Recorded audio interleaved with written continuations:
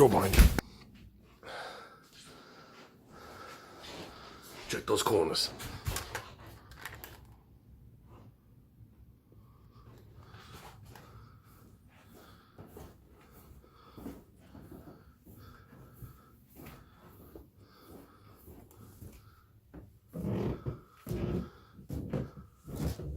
Bravo 6, this is Team Alpha, let's go.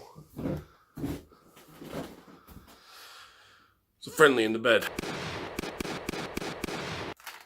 Reloading. Don't worry, she had a bomb. Mission accomplished.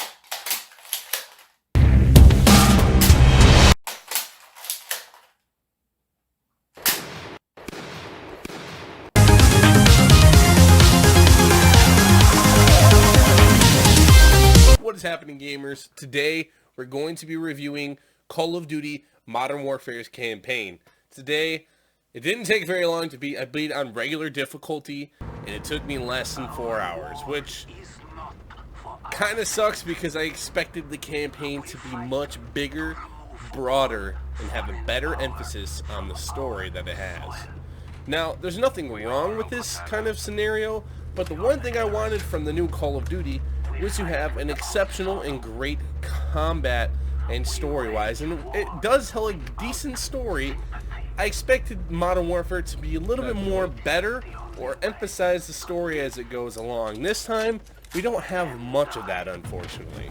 We just have various characters doing certain things, and that's it. You mainly take over two people, which is going to be, I do believe, Sergeant Garrig. I don't remember exactly what his first name is. Either way, Sergeant G, we're just going to call him. And you have Alex, which is from the CIA. You do take over Pharaoh for like 2 missions, which is one of the resistance fighters. But I'm going to try and make this as spoil-free as possible till the very end. There is not a terrible story in this one, as usual games do entail. It's probably one of the best Call of Duties that we've had in a while, but not the best campaign. Everyone was like, oh, this campaign made me super emotional. I did not get this at all. Unfortunately, I'll try and do like 3 reviews of this game and make a total score. So far, what I've experienced has been decent. There's not a lot of content, though. There's mainly campaign and multiplayer, and then there have the special ops mode, which doesn't do anything super spectacular. I do like that it's co-op. It's basically just Modern Warfare 2. That's all of Call of Duty Modern Warfare has really gotten me to do, because it's been just basically Call of Duty Modern Warfare 2, but in Call of Duty Modern Warfare prequel. So they said it's a soft reboot, but it's basically just the prequel to Call of Duty Modern Warfare, and you get the appearance of that at the ending, which we'll talk about a little bit at the end. And it's not a bad campaign. It's very short increment sections. It doesn't really tell you like the beginning of the mission, what it's called. It does a little bit, but mainly just gets you from one mission to the next mission to the next mission. And basically, by the time you're done playing all the missions, you're done with the game. I streamed literally all of it yesterday, and it took me like 4 hours to beat. And if we took out like the deaths and stuff and the repeats, I was just messing around a couple times. And honestly, that was probably one of the best parts of the game, was the missions. They were really short, and some of them were small, didn't add any variety. It's just basically going to the next thing. But there were some missions that actually added a lot of cool variety. Like, there was one mission in particular. There's a lot of stealth missions. There's not a lot of just combat missions, mainly just stealth. So that's one thing that might turn people down about the campaign. I was expecting this campaign to be amazing, over the top, because it is the prequel to basically the Modern Warfare games. But other than that, like, it doesn't add a whole lot of different variety when it comes down to the term of content, because there's a lot of new additional features. It's basically, some of the missions kind of make them choose however you want. Like, towards the end of the game, you have like 3 or 4 different options. You have the option to turn off the lights, go in stealthily, just go in and kill everybody, which I actually liked those kind of things. And you do take over various characters in certain missions towards the end of the game, which I wish I would have saw that more at the beginning. You don't play as Captain Price at all, which is unfortunate. I was really happy when Call of Duty 4 made you let you play as Captain Price, and then basically, kind of like Modern Warfare 3, I was expecting to just place Captain Price at the end of the game, but that was not there, unfortunately, either. So there's a couple things that I thought was really how it played out really well, and then some that kind of dwindled. So about the halfway point, a twist happens. So I'm not going to go into that right now. But a twist happens, and I expected something to really take place and shape up the story. But I think ever since that halfway point, it just dwindled all the way down up until the very end. And that was one of my things, is that it picked up really good and intensifying, and then it slowly decreased itself. There was a couple of new things that I liked, and a couple things that I didn't like. There's a lot of terrorist sections, and a lot of people dying, which was supposed to be like a emotional type of thing, but I never got that with this type of game.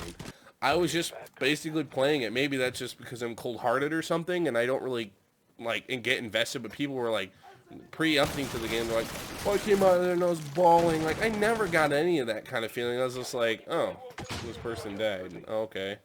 And it's basically you never do anything bad. The one thing that I was like, holy shit, was towards the beginning of the game. And this is where kind of minor spoiler come in, but you're getting attacked in London. It's a terrorist attack, and there's a bunch of people dying. And then towards the end, you get a hostage where Captain Price comes and helps Sergeant Garrick, or whatever his name is. And a hostage, he can't defuse his vest, so Captain Price just kicks him over the balcony and dies. It's pretty sick. Like, I thought that was cool, but like, it's either try and defuse it, you all die, or just that one person dies and saves the rest. And I feel like that's the part of this game that really makes it stand out from the rest of the games, is that this game actually portrays you as losing sometimes. Usually most Call of Duties are just like, oh, I killed all the bastards and I got the mission objective and we're just keep on going up with the good strengths. Like, this Call of Duty kind of does one thing that I really enjoyed, was you actually lose. There's a couple times where you actually lose, like in the very beginning of the game. You try and tackle down the toxic waste, which is basically preempting the entire game, and that's it. Like, you go after this, you lose, and you keep going towards the goal, and eventually before the end, everything happens in the end.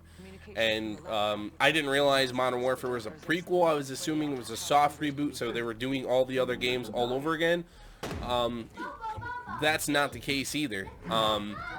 Towards the end of the game, you actually start realizing that this is just basically the beginning of Captain Price's like main story, besides him going to like with Captain McTavish or whatever his name is. I can't remember exactly, but Macmillan or whatever, his first sniper when he was in Ukraine or whatever, and he goes along there and basically so we're going to go into the spoilers.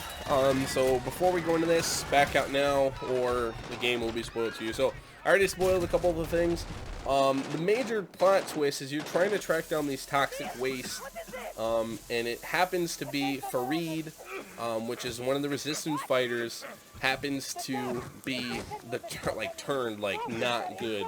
And at that point, he stole the gas somehow without Pharaoh knowing, which kind of I don't know, but he's a good guy, but at the same time he's stealing things and he's trying to get help with basically Al-Qaeda, and he's trying to help them while helping his sister be with the freedom fighters. And that's what's really cool about this one, is that basically your brother traded on you the entire time. There's a couple backstories where you become Farid, where she's a kid that kills people and shit with the Magnum, which is kind of cool. You kill a guy with a screwdriver, your dad dies. There's a couple things that really make the game truly stand out. There is two different people that you attack, the Wolf and the Butcher, and there's some pretty intense shit towards the end, which really makes the score value for the game increase.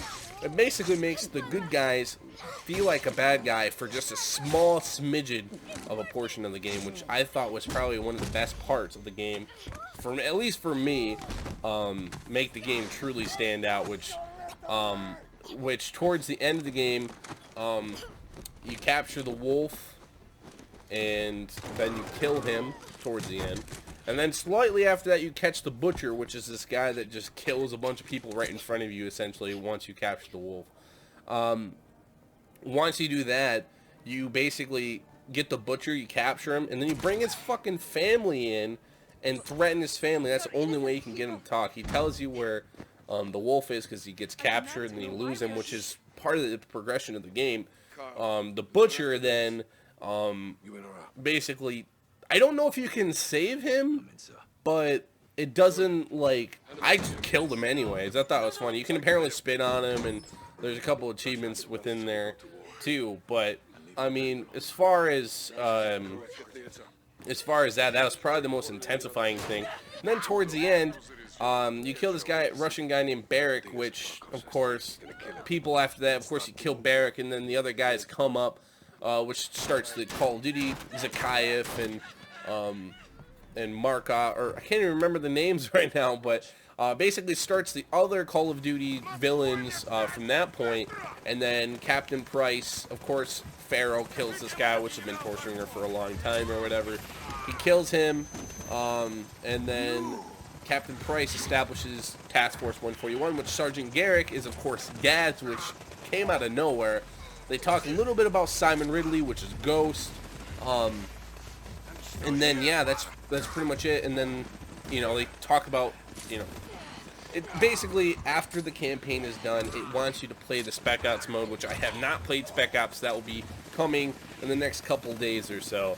I really did enjoy the game, and I like that it was a pre-introduction to the Call of Duty story. I wish there was a little bit more stronger moments, but other than that, there was a lot of good moments, and I really did enjoy majority of this game, because it really is really good. There's a lot of heated moments. There's a lot of, like, hidden and secret achievements that you can get.